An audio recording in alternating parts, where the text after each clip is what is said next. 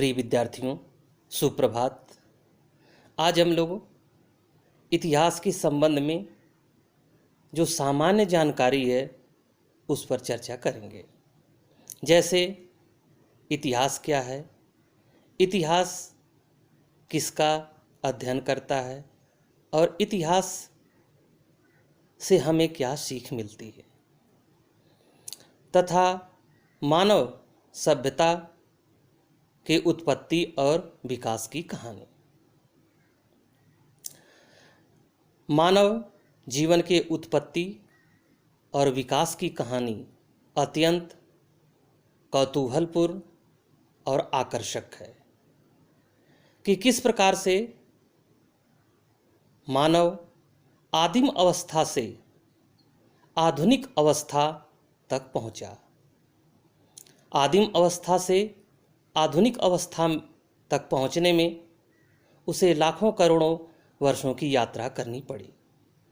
इस यात्रा के दौरान उसे अनेक कठिनाइयों का सामना करना पड़ा, लेकिन मनुष्य अपनी बुद्धि और शक्ति के बल पर उन परिस्थितियों पर विजय प्राप्त करता चला आया और आज आधुनिक मानव अर्थात होमो सेपियंस के रूप में सभ्यता और संस्कृति का विकास कर रहा है।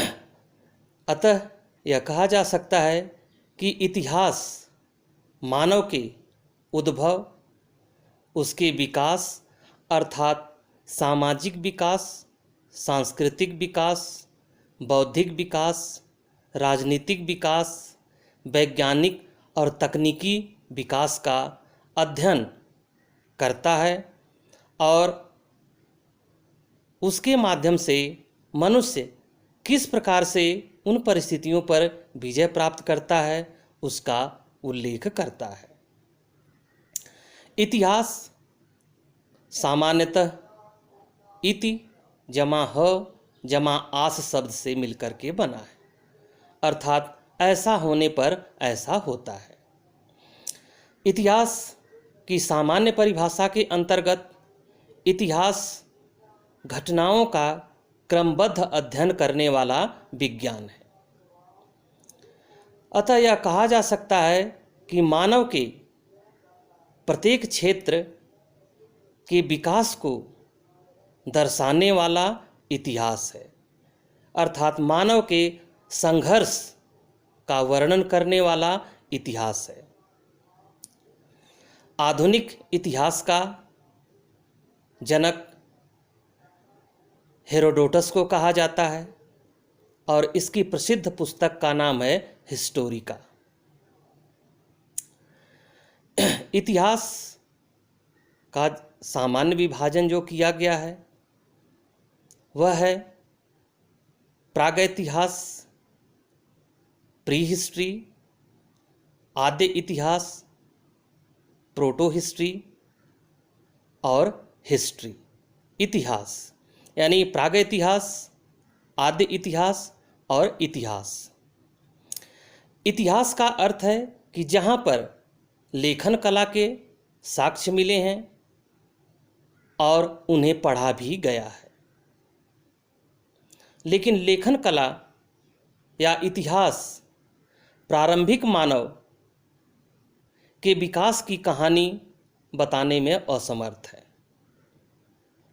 इसलिए हमें प्रागैतिहास और आद्य इतिहास का सहारा लेना पड़ता है और प्रागैतिहास और आद्य इतिहास का अध्ययन हमें मुख्य रूप से पुरातात्विक स्रोतों अर्थात उपकरणों के माध्यम से प्राप्त होता है।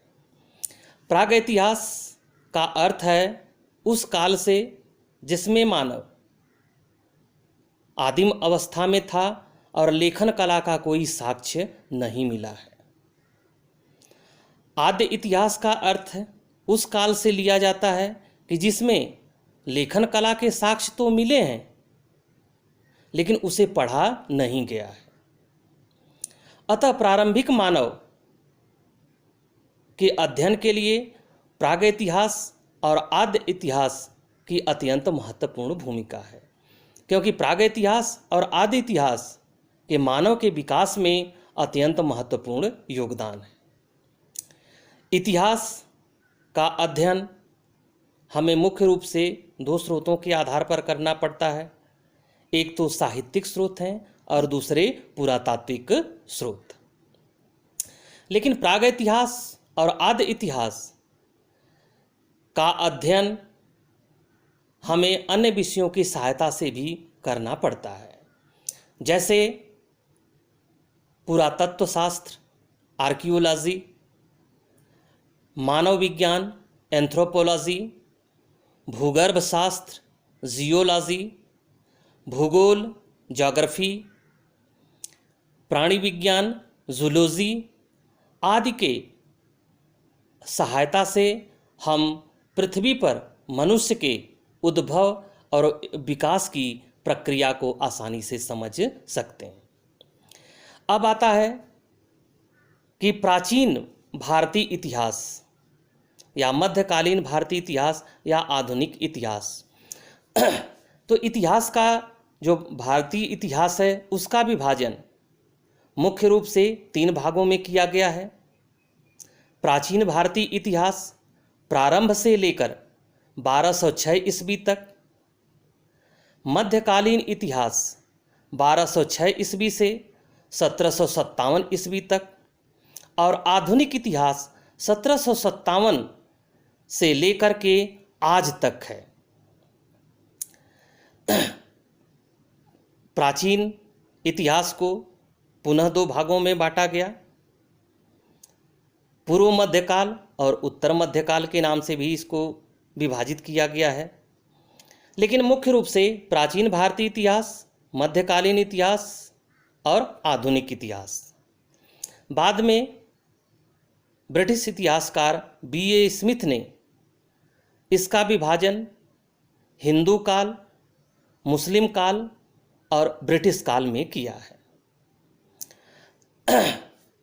अब ये सामान्य कुछ जानकारी थी, अतः यह कहा जा सकता है कि इतिहास केवल घटनाओं का अध्ययन नहीं है, बल्कि मनुष्य के सर्वांगीण विकास का अध्ययन करता है।